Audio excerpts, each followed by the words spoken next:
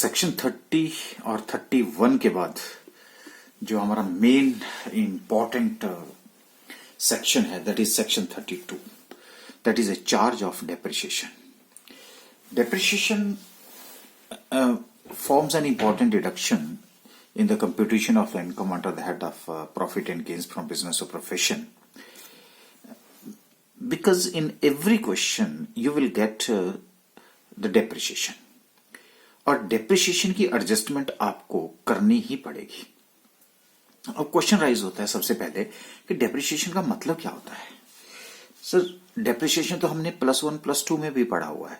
Depreciation तो हमने first year में भी पढ़ा है. बिल्कुल सही है, आपने जो पढ़ा है ना डेप्रिसिएशन. अब कुछ बच्चे जो है बहुत खुश हो जाएंगे कि अच्छा उस टाइम तो हमने जब डेप्रिसिएशन पढ़ा था तो हमें समझ नहीं आया था, तो अब हमें दोबारा से मौका मिलेगा.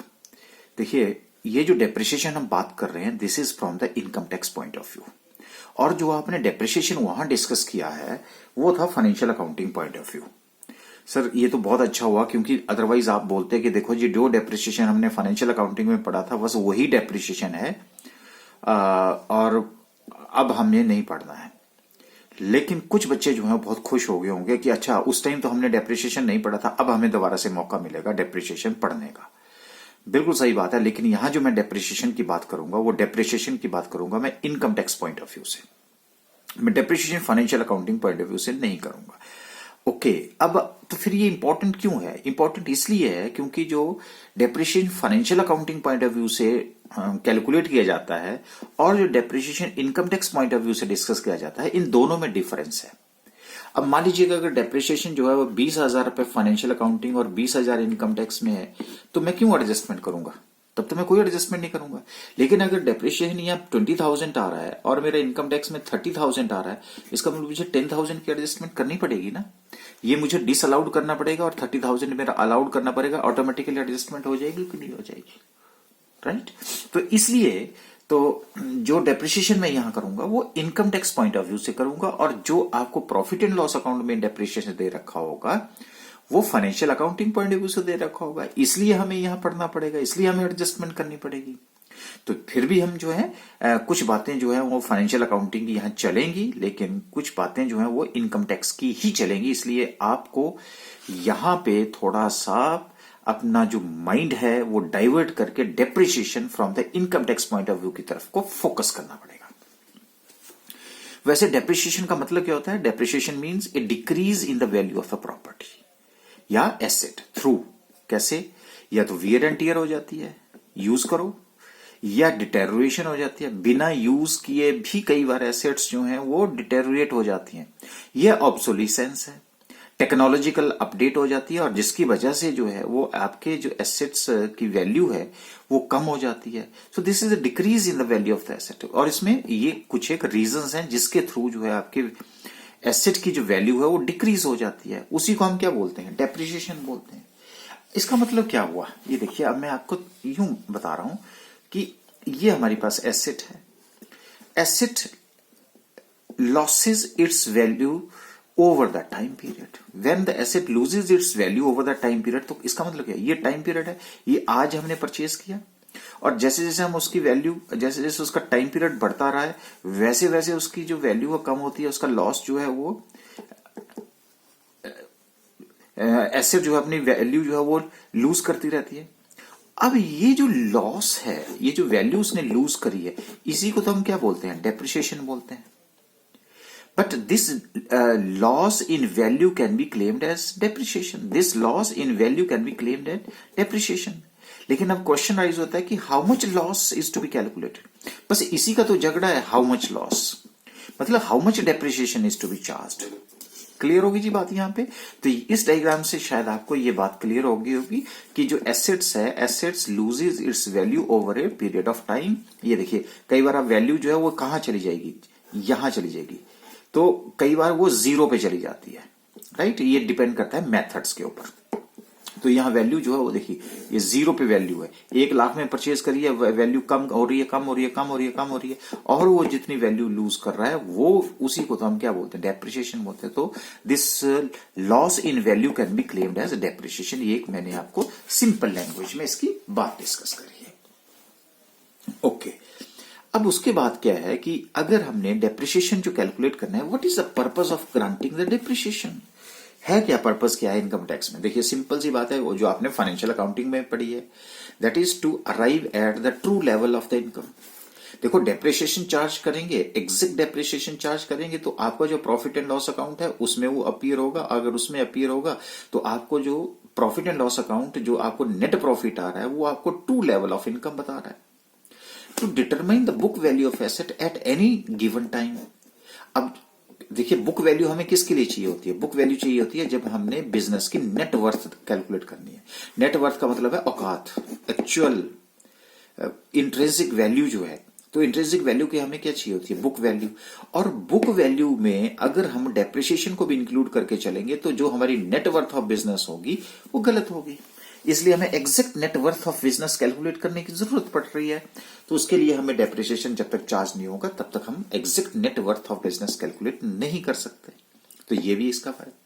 टू अरेंज फॉर रिप्लेसमेंट और renewable by setting aside a special sum of each year's profits. ये देखिए अब यहां पे क्या हो रहा है, आप क्या कर रहे हैं कि जितना प्रॉफिट ये जितना आप ये वैल्यू जो है वो लूज कर रहे हैं, उतना अमाउंट आप क्या करते हैं? सेट असाइड रखते हैं ना, है ना? जो सेट असाइड रखते हैं उसी को हम क्या बोलते हैं? डेप्रिसिएशन करते हैं ना। और डेप्रिसिएशन क्या होगा, जब यहां पे हम पहुंचेंगे तो आपको कोई अलग से कैपिटल अरेंज करने की जरूरत नहीं है। जो पैसा आपने ये अरेंज करके रखा हुआ है ना, ये वाला पैसा, यही एक तरह से एसेट की वैल्यू के बराबर होगा। इसलिए आपकी एसेट जो है वो इंटैक्ट रहेगी। तो इसलिए just to arrange for replacement, आप इजीली रिप्लेस कर सकते हो, रिन्यू कर सकते हो, क्योंकि आप थोड़ा थोड़ा पैसा जो है वो in the form of depreciation अलग से रख रहे हो, right? And this is the tool for encouraging industrial growth in certain priority sectors by way of allowing additional depreciation. ये अभी मैं आपसे बात करूंगा, लेकिन अगर मान लीजिए मैंने कोई इंडस्ट्रियल ग्रोथ है, अगर इंडस्ट्री लगाई है, इंडस्ट्री में अगर मैं डेप्रिसिएशन चार्ज करूंगा तो डेप्रिसिएशन का चार्ज करने के लिए कुछ एक जगह क्या है वो एडिशनल डेप्रिसिएशन भी। क्या एडिशनल डेप्रिसिएशन का मतलब है? जैसे मान लीजिए कि ऑर्डिनरी है 15% या 20%, राइट? और अगर आप किसी पार्टिकुलर इंडस्ट्री को में अगर आप इन्वेस्ट करते हैं और वहां पे आप मशीनरी परचेज करते हैं तो आपको बोलता है जी 15% डेप्रिसिएशन आप अलग से चार्ज कर सकते हैं। इसका मतलब 35% पैसा आपका अलग हो जाएगा डेप्रिसिएशन का। उससे आपका नेट प्रॉफिट क्या हो जाएगा? कम हो जाएगा। नेट प्रॉफिट कम होगा, इनकम टैक्स कम देना पड़ेगा। इसलिए एक तरह से ये this is encouragement for the industrial growth कि वो एडिशनल डेप्रिसिएशन भी चार्ज कर सकता है। क्लियर होगी जी बात है? तो इसलिए these are the some different purposes for the grant of the depreciation as a deduction under section 32 under the head of the profit and gains from business or profession. I hope कि मुझे लगता है कि यहां तक अब आपको जो हमने फाइनेंशियल अकाउंटिंग में भी पढ़ा था, यहां तक आपको जो डेप्रिसिएशन का मीनिंग है और जो चार्ज क्यों करते हैं हम, वो लॉजिक आपको समझ आ गया होगा। उसके बाद है डेप्रिसिएशन एज पर सेक्शन 32। देखिए 3 तरह के डेप्रिसिएशन हम यहां पे आपसे शेयर कर रहे हैं। एक है आपके पास normal depreciation for the block of asset, यही सबसे इंपॉर्टेंट है, राइट? नॉर्मल डेप्रिसिएशन और साथ में क्या लिखा मैंने? Block of asset. अब बताइए फाइनेंशियल अकाउंटिंग में कभी आपने ब्लॉक ऑफ एसेट्स के ऊपर डेप्रिसिएशन चार्ज किया? नहीं सर, हमने तो इंडिविजुअल एसेट्स के ऊपर डेप्रिसिएशन चार्ज किया।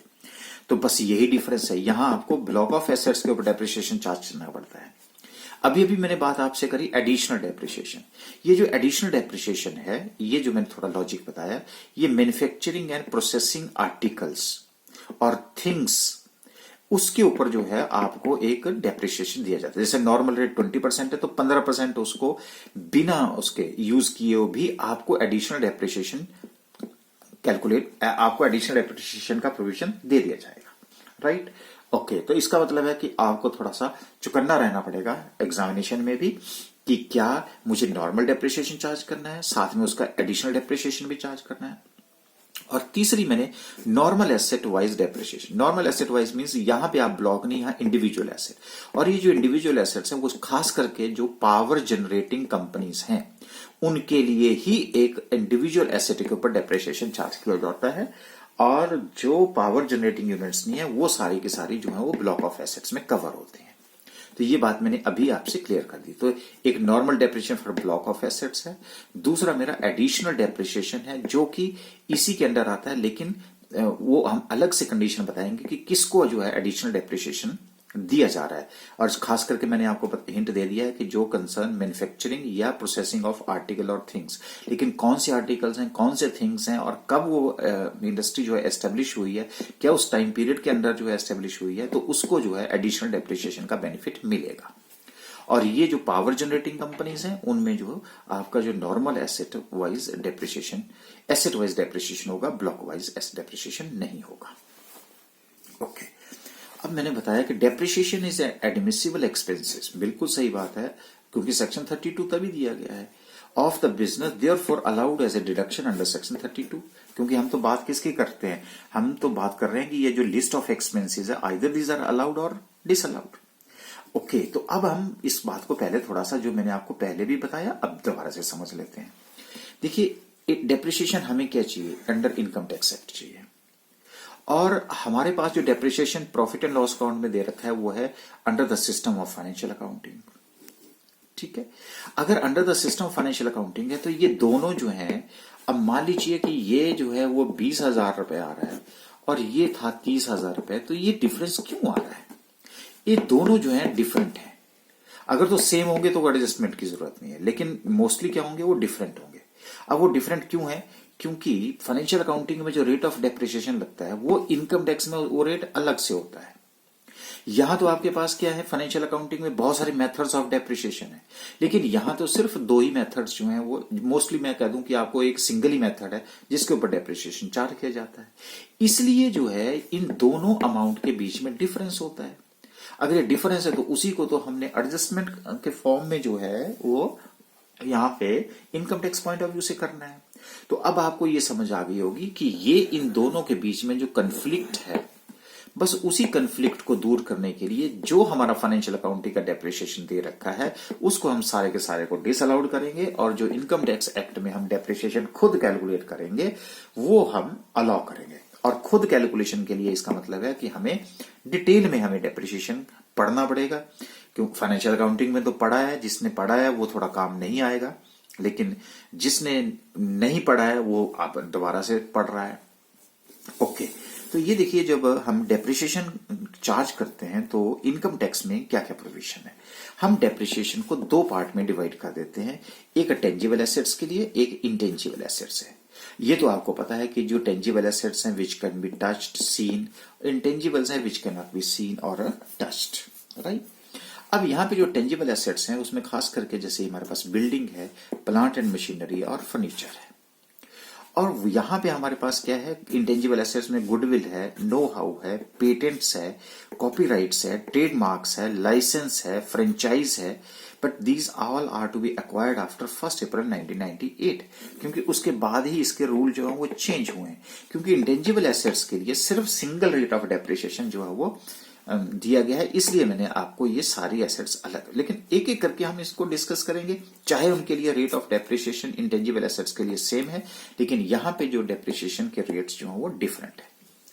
लेकिन इतना मैं आपको बता दूं कि अगर कोई बिल्डिंग जो है किसी लैंड के ऊपर खड़ी है तो वो जो लैंड है उसके ऊपर डेप्रिसिएशन चार्ज नहीं होता, क्योंकि लैंड डेप्रिशिएट नहीं होती, एप्रिशिएट होती है। क्यों होती है एप्रिशिएट, कि भाई लैंड की कमी है, लैंड तो बना नहीं सकते, और पॉपुलेशन बढ़ी जा रही है, इसलिए पर पर्सन जो लैंड का हिस्सा है वो कम हो रहा है, इसलिए डिमांड एंड सप्लाई फैक्टर यहां पे लग रहा है। सो इसलिए building does not include land and land does not gate depreciate. ध्यान रखना, बिल्डिंग लैंड के ऊपर डेप्रिसिएशन चार्ज नहीं होता। ओके, अब उसके बाद अब यहां तक अब आपको क्लियर हो गया कि डेप्रिसिएशन का मीनिंग क्या होता है, डेप्रिसिएशन को ग्रांट करने का पर्पस क्या होता है।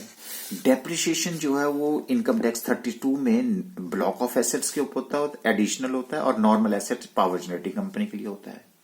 और अब आपने ये पढ़ लिया कि डेप्रिसिएशन इनकम टैक्स एक्ट में डिफरेंट होगा, और फाइनेंशियल अकाउंटिंग में जो आप हमें दे रखा है वो डिफरेंट है। उसके रीजंस मैंने आपको बता दिया कि रेट ऑफ डेप्रिसिएशन यहाँ डिफरेंट होते हैं और मेथड ऑफ डेप्रिसिएशन जो है डिफरेंट होता है, इसलिए ये क्वाइट ऑब्वियस है कि डिफरेंट होगा।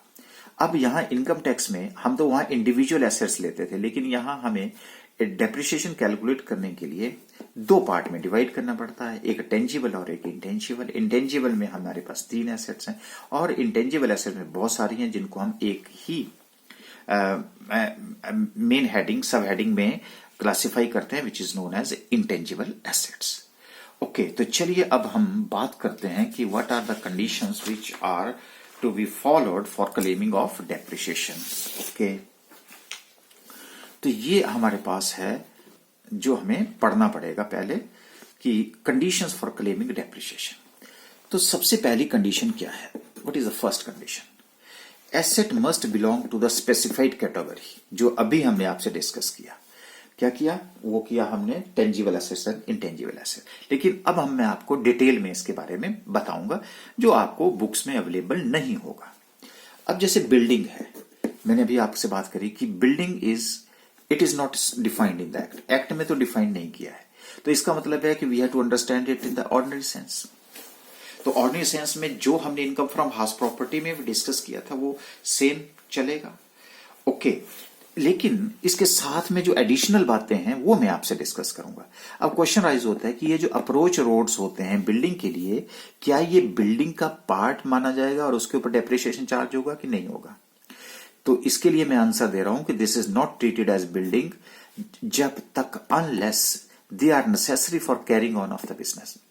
अगर वो अप्रोच रोड जो हैं वो बिल्डिंग के लिए नेसेसिटी नहीं है, बिजनेस को कैरी ऑन करने के लिए वो नेसेसिटी नहीं है, बिल्डिंग का यूज करने के लिए जो है वो नेसेसिटी नहीं है, उन अप्रोच रोड के बिना भी हम बिल्डिंग का यूज कर सकते हैं, तो उस केस में ये जो अप्रोच रोड्स हैं these are not to be treated as the part of building and the depreciation is not to be charged on that.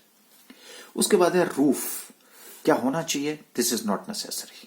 Roof top होना चाहिए? इट इज नॉट नेसेसरी, क्योंकि इंडस्ट्रीज में कई बार आपके पास जो है वो रूफ टॉप नहीं होता, तो इट इज नॉट नेसेसरी। तो इस तरह से क्या है कि बिल्डिंग में आपको मैं छोटे से एग्जांपल्स के साथ अगर बताऊं, जैसे मान लीजिए कि एक मंदिर है, this is known as building. Auditorium है, this is known as building. Cinema building है, this is known as building. Fencing अगर आप कर रहे हैं, ड्रेनेज है और कंटीन है within the factory premises, they all are to be treated here as the part of the building and would be charged the depreciation under section 32। Clear है जी? अब क्वेश्चन राइज होता है कि machinery क्या होती है। देखिए, मशीनरी में अगर मैं प्राइमा फेसिया बोला चाहूं तो उसको बोलूंगा कि मैकेनिकल कॉन्ट्रावेंसीज जहां पे हैं। अब आप बोलेंगे कि ये जो मैकेनिकल कॉन्ट्रावेंसीज की बात अगर आप कर रहे हैं तो ये मैकेनिकल कॉन्ट्रावेंसीज जो है वो क्या चीज होती है? तो देखिए, जो मैकेनिकल कॉन्ट्रावेंसीज की बात अगर मैं आपसे करूं मशीनरी के केस में, तो मैं ये कह सकता हूं कि द कंबाइंड मूवमेंट है। ठीक है जी, कंबाइंड मूवमेंट्स है, operation of their respective parts. यानी कि अब आपने छोटे छोटी जो है मशीन्स लगा के रखी हुई हैं और वो एक प्रोसेस के फॉर्म में काम कर रही हैं और कंबाइंड फॉर्म में काम कर रही हैं, और वो क्या कर रही हैं कि कुछ एक पार्ट्स को मॉडिफाई कर रही हैं या एक कोई नेचुरल फोर्सेस यूज कर करके उसका जो ऑब्जेक्ट है वो that is also being affected, और एक डेफिनेट और स्पेसिफाइड रिजल्ट आपके सामने जब आ रहा है, तो these all are to be the part of the machinery. इसलिए इसको हम क्या बोलते हैं? मैकेनिकल कॉन्ट्रावेंसीज। प्राइमा फेसी अगर सामने नजर आ जाए कि मैकेनिकल कॉन्ट्रावेंसीज हैं तो उसको हम मशीनरी बोलेंगे। अब आता है जी प्लांट। इंपॉर्टेंट पार्ट है। Plant includes ships, vehicles, books, scientific operators, surgical equipments used for the purpose of business और प्रोफेशन। अब आप बोलेंगे बुक्स प्लांट होती है, व्हीकल प्लांट होता है। सर हमने तो पढ़ा, बस इनकम टैक्स बोलता है कि नहीं, वो कहता है asset to be treated as plant. किसको माना जाएगा? इसके अंदर आप किसी को बोले use to carry on business. ठीक है, अगर बुक्स से आप बिजनेस को कैरी ऑन कर सकते हो तो books would be treated as a plant. Should be durable to a certain extent. ये नहीं है कि एकदम से आए और एकदम से ही वो खत्म हो जाए, थोड़ी सी ड्यूरेबिलिटी तो होनी चाहिए। Okay, serve the purpose of tool of a trade. Should be indispensable for business. Business को रन करने के लिए as a tool of trade अगर वो काम करता है, then this is to be known here as a plant. तो मुझे लगता है कि इसी के अंदर जो है, अगर आपको कोई एसेट आ जाती है और उसको अगर आपको बोला जाए कि please define is it A plant और इज इट ए मशीनरी, तो आप इसको डिफाइन कर सकते हैं। आप जैसे मान लीजिए कि ऑडिटोरियम होता है, ऑडिटोरियम में जो ऑडियो इक्विपमेंट्स लगे होते हैं, दीज आर, क्योंकि बिजनेस कैरी ऑन करने के लिए और it is a working as a tool of the trade, then it is to be taken here as a plant. अब law books for the advocate, बताइए मुझे, एडवोकेट के पास या चार्टर्ड अकाउंटेंट के पास अगर latest edition of the books नहीं होगा, तो how that chartered accountant or advocate would carry on the business, and that books are to be working as a tool of a trade, so that's why the books are to be taken here as। उस तरह से vehicle है used in the business for flying the trucks, technical know how in the form of drawings और designs जो भी हैं, ये सारे के सारे क्या माने जाएंगे, प्लांट हैं, क्योंकि these are working as a tools of the trade, right. तो मुझे लगता है आज आपको प्लांट और मशीनरी के बीच का डिफरेंस भी क्लियर हो गया होगा। उसके बाद आता है फर्नीचर। कोई भी फर्नीचर किसको बोलेंगे, ऑल दोज मूवेबल थिंग्स, जैसे चेयर है, टेबल है, etcetera, which are needed in a house, room और ऑफिस, चाहे घर में है, चाहे रूम में है, चाहे ऑफिस में है, ये सारे के सारे किसके अंदर आएंगे, फर्नीचर के अंदर। उसके बाद नो हाउ है, this is a industrial information और technique likely to assist in manufacture और processing of the goods. Information बोल लीजिए, टेक्निक बोल लीजिए, दिस इज नो हाउ। फिर पेटेंट क्या होता है, अरे पेटेंट क्या होता है, एक्सक्लूसिव प्रिविलेज होता है, granted by the sovereign to the first inventor of the new manufacturing और इन्वेंशन, जो जिसने उसको इन्वेंट किया है और एक जो नया मैन्युफैक्चरर उसके बदले में वो उसका जो यूज कर रहा है, तो उसका वो एक्सक्लूसिव प्रिविलेज है कि जो एक न्यू इन्वेंटर है जिसने वो इन्वेंट किया है, he has to get registered, उसके लिए वो लाइसेंस दे, फिर तब वो जाकर कोई लाइसेंस आगे बेचता है, तो जिसको हम पेटेंट राइट बोलते हैं, राइट। उसके बाद है कॉपीराइट। ये क्या है, this is exclusive right given by the law for a certain term of years to an author, जिसने, अब वो क्या करता है, ऑथर हो चाहे कंपोजर हो, वो क्या करता है, किसी पर्सन को राइट देता है कि भाई ये तूने प्रिंट करना है, ये तूने पब्लिश करना है, या इतनी कॉपीज जो है वो सेल करनी है। तो कॉपीराइट्स क्या करता है, जो ऑथर है वो पब्लिशर को बेच देता है ना। ओके, ट्रेडमार्क, ट्रेडमार्क क्या होता है, mark secured by legal registration. अब आप बंदर छाप मार्चिस देखते हो, तो बंदर छाप मार्चिस को रजिस्टर्ड करवाया गया है ना, then it becomes its mark, used by a manufacturer और trader to distinguish his goods from the goods of other concern. तभी तो आप बोलते हैं कई बार माचिस तो, मैच बॉक्स तो, लेकिन आप बोलते हैं नहीं मैच बॉक्स देना लेकिन बंदर छाप देना। It is differentiating your goods from the goods of other concerns, so that's why it is to be known as trademark. Permitting another to sell a product और सर्विस अंडर द मार्क और name, उसी को हम क्या बोलते हैं, franchise बोलते हैं। तो मुझे लगता है कि आज जो मैंने आपसे बताया था कि टेंजिबल और इंटेंजिबल एसेट्स को मैंने इंडिविजुअली डिटेल में आपको बता दिया, जिसकी वजह से आपको कोई दिक्कत ना आए कि मुझे इस एसेट्स को कौन सी कैटेगरी में डालना है, क्यों डालना है, क्योंकि यहाँ जो हम डेप्रिसिएशन चार्ज करते हैं वो ब्लॉक ऑफ द एसेट्स के ऊपर चार्ज करते हैं, और जब ब्लॉक ऑफ एसेट्स है तो आपको याद पता होना चाहिए कि कौन से ब्लॉक में जाएगी, कौन से ब्लॉक में नहीं जाएगी, राइट। तो पहली कंडीशन क्या होगी जी, asset must belong to the specified category. Okay, अब उसके बाद हमारे पास जो सेकंड कंडीशन है, अब हम उसकी तरफ को मूव करेंगे। अब कंडीशन है कि asset should B owned Holi और पार्टली।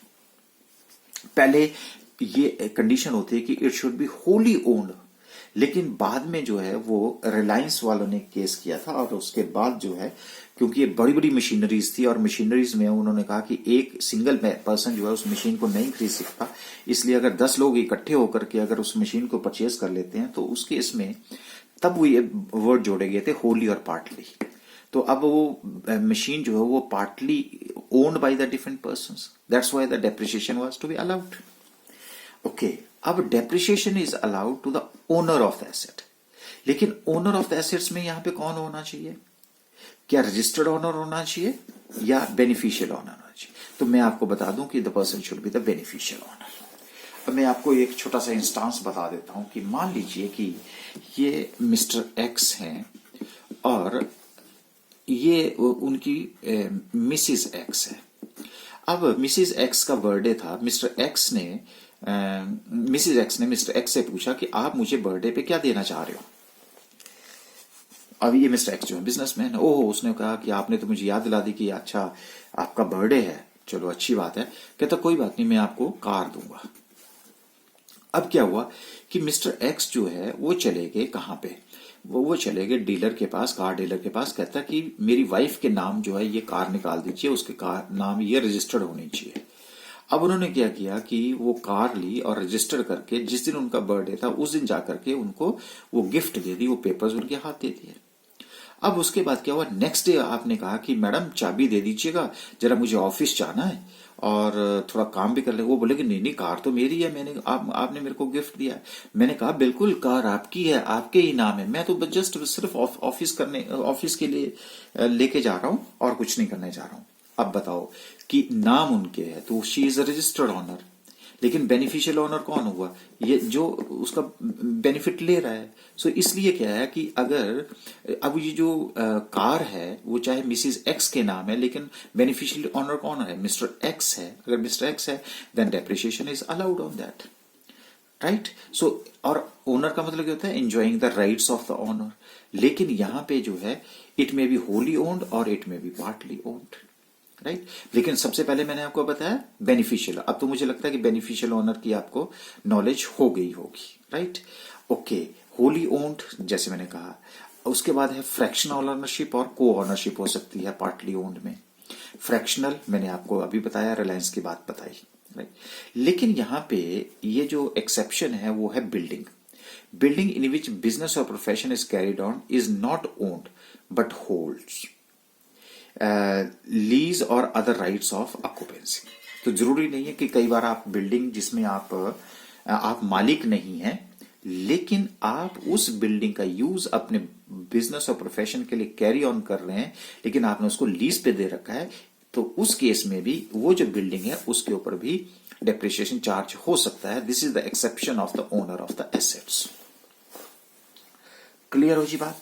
अब आपको ये भी पता चल गया रजिस्टर्ड ऑनर, बेनिफिशियल ऑनर और एक्सेप्शन भी पता चल गई, और साथ में पार्टली ओन्ड और होली ओन्ड, जो पहले होता था होली ओन्ड अब वो पार्टली ओन्ड में भी काम करेगा, वहां भी डेप्रिसिएशन मिलेगा। नेक्स्ट है asset should be used for the purpose of business और प्रोफेशन। सही बात है। अब यूज्ड का मतलब क्या है, asset is ready to be used for the purpose of the business profession in the previous year. जरूरी नहीं है कि use ready to be used है तो भी होगा। एक्टिवली और पैसिवली यूज्ड, अभी नहीं किया या की जाएगी, स्टैंड बाई में रखी है, even then the depreciation is to be charge, लेकिन होनी चाहिए। ये नहीं है कि asset is used for any other purpose then it is not taxable. साथ में no depreciation in the year of sale of asset. जिस ईयर में आप अपनी एसेट को सेल कर दोगे उस ईयर में डेप्रिसिएशन चार्ज नहीं होगा। तो अब अल्टीमेटली जो हमने अभी तक जो कंडीशन डिस्कस करी है मैंने उनको एक जगह पे आपको रिवीजन के लिए लिख दिया। क्या लिखा, मैंने कहा depreciation under section 32 in respect of tangible and intangible assets. अब क्लियर है जी। ओन्ड होली और पार्टली बाय द असेसी, ये भी आपको क्लियर है। यूज्ड फॉर द बिजनेस और प्रोफेशन, ये भी क्लियर है। Then depreciation is allowed on the written down value. Method नहीं बोल रहा हूं, written down value. Depreciation is allowed. अगर अब देखिए यहां तक तो आपने पढ़ लिया, यहां तक पढ़ लिया ना, कंडीशंस पढ़ ली। तो अब क्या बोलता है, depreciation is allowed on the written down value, ठीक है, of the block of the assets at the prescribed percentage. अब इसका मतलब ये पढ़ना है। तो डेप्रिसिएशन कब कैलकुलेट होगा, जब ये तीन कंडीशन पूरी होंगी। जब तीन कंडीशन होंगी तो अब आगे आ गया कि डेप्रिसिएशन अलाउड होगा किसके ऊपर होगा, रिटन डाउन वैल्यू के ऊपर होगा। मेथड नहीं बोल रहा हूं, रिटन डाउन वैल्यू। और साथ में किसके ऊपर होगा, ब्लॉक ऑफ एसेट्स के ऊपर होगा। और साथ में किसके ऊपर होगा, एट द प्रिस्क्राइब्ड परसेंटेज के ऊपर होगा, राइट। तो इसका मतलब है कि अब हमें कुछ और नई टर्म्स जो हैं वो सीखने को मिलेंगी। अब वो टर्म्स क्या हैं वो अब हम आपसे दोबारा और शेयर करते हैं। ये अब हमारे पास आ गया कि what is the extent of depreciation, right. अब पहली क्या आ गई, assets which is not a block of the assets. कौन सी थी जी? ये पावर जनरेटिंग कंपनीज थी। Of N undertaking engaged in generation and distribution of powers. तो इसके ऊपर जो मैंने आपको बताया था, कौन सा? ये जो नॉर्मल एसेट्स, ये ब्लॉक है, ये एडिशनल, ये नॉर्मल एसेट यहां है। तो उस एसेट की, तो उसके ऊपर डेप्रिसिएशन आप चार्ज कैसे करोगे? Extent of depreciation, actual cost of the asset into prescribed rate of depreciation. जो भी एक्चुअल कॉस्ट होगी उसके ऊपर जो आपका इनकम टैक्स एक्ट के अकॉर्डिंगली जो प्रिस्क्राइब रेट होगा उसे मल्टीप्लाई कर लेंगे, आपके पास डेप्रिसिएशन आ जाएगा। लेकिन इंपॉर्टेंट पार्ट कौन सा है हमारा? ये है एनी ब्लॉक ऑफ एसेट्स। और एनी ब्लॉक एसेट्स के ऊपर डेप्रिसिएशन कैसे कैलकुलेट करोगे सर? कि written down value of the block of the assets into prescribed rate of depreciation. Clear हो जी? Written down value of the block of the asset, नई term आ गई। इसका मतलब क्या हुआ कि अगर मुझे डेप्रिसिएशन कैलकुलेट करना है तो मुझे एक तरह से 3 स्टेप्स फॉलो करने पड़ेंगे, क्योंकि ये इंपॉर्टेंट बताया था मैंने आपको, ये ज्यादा इंपॉर्टेंट नहीं है। तो स्टेप 1 में क्या हो गया? मुझे चाहिए पहले ब्लॉक ऑफ एसेट्स डिटरमाइन करना। जब मैंने एक बार ब्लॉक ऑफ एसेट डिटरमाइन कर लिया तो फिर मैं रिटन डाउन वैल्यू कैलकुलेट करूंगा, किसकी? ब्लॉक ऑफ द एसेट्स की। कब करूंगा? As on the last date और the last movement of the previous year. और स्टेप 3 में फिर मैं अप्लाई करूंगा रेट ऑफ डेप्रिसिएशन, किसके ऊपर? On such written down value. और फिर मेरे पास क्या आएगा? डेप्रिसिएशन आएगा। ये इतने जो है वो मुझे प्रोसेस फॉलो करना पड़ेगा। इसका मतलब है, मैंने क्या कहा कि from the above basis of computation it will easily gathered that knowledge of certain terms is essential, जो मैं आपको बार बार कह रहा था, for understanding the concept of computing depreciation under the act. मैंने भी अभी देखिए आपके साथ साथ ही नई टर्म्स पढ़ी, तो मुझे भी थोड़ा सा झटका लगा कि अगर मुझे ये डेप्रिसिएशन का चैप्टर पढ़ना है तो मुझे ये कुछ एक ऐसी टर्म्स हैं जो कि जिसकी नॉलेज के बिना मैं नहीं पढ़ सकता। तो वो कौन कौन सी टर्म्स हैं सर? एक टर्म है जी ब्लॉक ऑफ एसेट, जो हमने अभी तक नहीं पढ़ी है। हमने तो इंडिविजुअल एसेट्स के ऊपर फाइनेंशियल अकाउंटिंग में डेप्रिसिएशन कैलकुलेट करना सीखा हुआ है। दूसरा सर एक्चुअल कॉस्ट, हाँ ये थोड़ा हमने पढ़ा हुआ है। तो बिल्कुल जो फाइनेंशियल अकाउंटिंग में एक्चुअल कॉस्ट होती है वही यहाँ पे भी एक्चुअल कॉस्ट होगी। सर तीसरा हमें written down value of the block of the asset. Sir जब ब्लॉक ऑफ एसेट पता चल जाएगा तो हम रिटन डाउन वैल्यू भी कैलकुलेट कर लेंगे, राइट। तो इसका मतलब है कि अगर मुझे इन 3 टर्म्स के बारे में क्या क्या पढ़ना है, पहला है कि how to form the block of assets, block of assets को बनाते कैसे हैं। उसके बाद how to calculate the written down value of the block. फिर उसके बाद हमें तीसरा क्या चाहिए? Rate of depreciation. तो ये जो रेट ऑफ डेप्रिसिएशन है ये तो हमें इनकम टैक्स एक्ट दे देता है, लेकिन ये तो अब हमें यहाँ पे सीखना पड़ेगा। और इसको सीखने के लिए हमें कहाँ जाना पड़ेगा? ब्लॉक ऑफ एसेट्स की तरफ को जो है वो मूव करना पड़ेगा। ओके, तो चलिए जी अब हम बात करते हैं ब्लॉक ऑफ एसेट्स की। देखिए what is the meaning of the block of the assets? What is the meaning of the block of assets? देखिए ब्लॉक ऑफ एसेट्स का मतलब क्या होता है? Group of assets. ठीक है जी, क्या होता है जी? ग्रुप ऑफ एसेट्स होता है। अच्छा, अगर ये ग्रुप ऑफ एसेट्स होता है falling within same class and same rate of depreciation is prescribed. तो same class and same rate of depreciation. अब same class में tangible assets भी है, intangible assets भी है। सेम क्लास, ये टेंजिबल में भी आ सकती है, इंटेंजिबल में भी आ सकती है। तो अब देखिए अगर ये मीनिंग है तो ब्लॉक ऑफ एसेट्स का मतलब है group of assets falling with in same class and same rate, तो उसको हम क्या बोलेंगे? Block of assets. चलो समझ लेते हैं आप। सबसे पहले तो हमें क्या चाहिए? Class of the assets, classes of the assets. देखिए अब सेम क्लास है ना, इसलिए क्लासेस ऑफ एसेट्स में मींस जैसे building, plant and machinery, furniture and intangible assets. बताया था जी अभी आपको। ये देखिए building, plant and machinery, furniture and सारी की सारी किसके अंडर? Intangible assets. ठीक है जी। उसके बाद है building being a class of the assets, बिल्कुल एक क्लास एसेट्स है, have been divided into the following blocks. अब कैसे बांटा मैंने, क्योंकि उनके रेट ऑफ डेप्रिसिएशन क्या है, डिफरेंट है। यहां पे क्या लिखा है, सेम रेट ऑफ डेप्रिसिएशन होना चाहिए, सेम रेट ऑफ डेप्रिसिएशन होना चाहिए। अब जैसे मान लीजिए मैंने ब्लॉक 1 है, क्या है, बिल्डिंग, बिल्डिंग क्या आ गई जी, क्लास। अब क्लास में मेरे पास 3 क्लासेस हैं। एक बिल्डिंग है रेजिडेंशियल जिसका यूज बहुत कम होगा, एक बिल्डिंग है नॉन रेजिडेंशियल जिसका ज्यादा, जैसे होटल है, रेस्टोरेंट्स हैं, वहां पे ज्यादा यूज होगा, और एक बिल्डिंग्स हैं जो कि जहां पे मशीन्स चलती हैं, वाइब्रेशन होती है, प्लांट्स हैं, या कुछ टेम्परेरी स्ट्रक्चर्स हैं, या वुडन स्ट्रक्चर्स हैं। 3 कैटेगरी आ गई। अब 3 कैटेगरी, अगर जो रेजिडेंशियल है तो उसके ऊपर जो rate of depreciation income tax ने हमें डिटरमाइन किया है वो 5% है, जो नॉन रेजिडेंशियल है उसके ऊपर 10% है, और इसके ऊपर हमारे पास 40% है। तो क्या हुआ जी, बिल्डिंग में मेरे पास, बिल्डिंग एक क्लास आ गई, क्लास में मेरे पास 3 ब्लॉक आ गए। क्यों ब्लॉक आ गए, अब मान लीजिए कि ए बिल्डिंग है, तो ए बिल्डिंग जो है उसके ऊपर रेट ऑफ डेप्रिसिएशन कितना, 5%। बी बिल्डिंग है उसके ऊपर rate of depreciation 10%। C building है 5%। तो मैं क्या करूंगा, ए और सी को इस ब्लॉक में रखूंगा, बी को मैं इस ब्लॉक में रखूंगा। क्लियर है जी। तो क्या हुआ जी, ब्लॉक ऑफ एसेट्स का मतलब है group of assets falling with in same class and same rate. अब सेम क्लास क्या है, बिल्डिंग है, लेकिन बिल्डिंग में भी आगे फर्दर क्लासिफिकेशन किसके बेस के ऊपर की है, रेट के ऊपर की गई है। तो मेरे पास यहां पे क्या, कितने बन गए जी, 3 ब्लॉक बन गए। इनकम टैक्स में भी 3 ब्लॉक हैं, 5%, 10% और 40% वाला। उस तरह से अगर आप फर्नीचर की तरफ को जाओ, फर्नीचर में सिर्फ एक क्लास होगी, क्योंकि यहां पे रेट ऑफ डेप्रिसिएशन कितना है, 10%।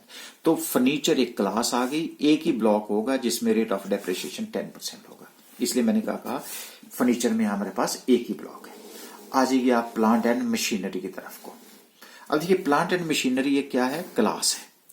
अब क्लास है अगर, तो मेरे पास एक ब्लॉक 1 है, ब्लॉक 2 है, ब्लॉक 3 है, ब्लॉक 4 है। क्यों है, क्योंकि प्लांट एंड मशीनरी कुछ ऐसी हैं जिनके ऊपर रेट ऑफ डेप्रिसिएशन 15% लगता है, कुछ के ऊपर 20% लगता है, कुछ के ऊपर 30% लगता है, कुछ के ऊपर 40% लगता है। तो जो जो भी एसेट्स, मान लीजिए एक्स है, वाई है, यहां पे आ रही है, एस है, टी है, यहां आ रही है, पी है, क्यू है, यहां आ रही है, जेड यहां आ रही है। तो अब इसका मतलब है प्लांट एंड मशीनरी में भी फर्दर ब्लॉक बन गए, क्योंकि उनका क्लास सेम है लेकिन रेट ऑफ डेप्रिसिएशन जो है डिफरेंट है। और अगर रेट ऑफ डेप्रिसिएशन हमारे डिफरेंट है तो इसलिए मेरे पास ब्लॉक अलग बन गया। उसी तरह से इंटेंजिबल एसेट्स की हमारे पास सिर्फ इंटेंजिबल एसेट एक क्लास है लेकिन एक ही ब्लॉक है, और वो ब्लॉक क्या है कि सबके ऊपर जो डेप्रिसिएशन चार्ज किया जाएगा वो 25% होगा। इसलिए गुडविल हो, नो हाउ हो, पेटेंट है, कॉपीराइट है, ट्रेडमार्क है, लाइसेंस है, फ्रेंचाइज है, इनके ऊपर जो रेट ऑफ डेप्रिसिएशन है 25% है। इसलिए ही वो एक ही ब्लॉक में आ जाते हैं, एक ही क्लास में आ जाते हैं, और क्लास क्या होगी, इंटेंजिबल एसेट की क्लास होगी।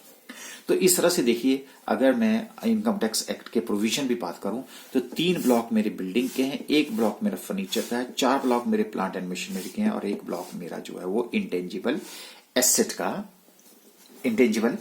का बन जाता है। यहां तक भी अब मुझे लगता है कि आपकी बात क्लियर हो गई होगी कि what is the meaning of the block of assets. तो क्या होता है जी, ब्लॉक ऑफ एसेट का मतलब होता है ग्रुप ऑफ एसेट्स। देखिए ग्रुप ऑफ एसेट्स में अगर मान लीजिए एक ही एसेट है तो एक भी ग्रुप में होगी, falling with in same class and same rate, same class and same rate, right. अब ये तीनों कंडीशन अगर पूरी हैं तो समझ लीजिए उसको हम क्या बोलते हैं, ब्लॉक ऑफ एसेट्स बोलते हैं। और क्लास ऑफ एसेट्स को मैंने बताया बिल्डिंग, प्लांट, मशीनरी, फर्नीचर है, इंटेंजिबल एसेट्स हैं। उसके फर्दर जहां पे सिमिलर रेट ऑफ डेप्रिसिएशन होंगे वो हमारा क्या बन जाएगा जी, ब्लॉक ऑफ एसेट्स बन जाएगा। ओके, अब अगर हमें ब्लॉक ऑफ एसेट्स की नॉलेज हो गई हो तो हमने इससे पीछे हमने बात करी थी कि हमें कौन कौन सी टर्म्स जो है वो, तो how to form the block of asset, दूसरा है how to calculate return down value of the block of the asset, और तीसरा था हमारा रेट ऑफ डेप्रिसिएशन। ठीक है जी, तो ये अब हमारे पास आ जाता है कि return down value of any block of assets कैसे कैलकुलेट करेंगे। देखिए return down value of block of the assets को कैलकुलेट करने के लिए, return down value of any block of asset, मुझे लगता है कि हम ये बात जो है return down value of any block of asset जो है वो नेक्स्ट लेक्चर में करेंगे, क्योंकि ये नहीं तो बहुत लेंथी हो जाएगा लेक्चर और अपलोडिंग में भी फिर टेक्निकल हिच आती है। इसलिए मैंने आपको आज जो है वो कहां तक डिस्कस कर दिया, ब्लॉक ऑफ एसेट्स को कैसे कंप्यूट करते हैं, और नेक्स्ट हम अब यहां से स्टार्ट करेंगे the written down value of any block of asset.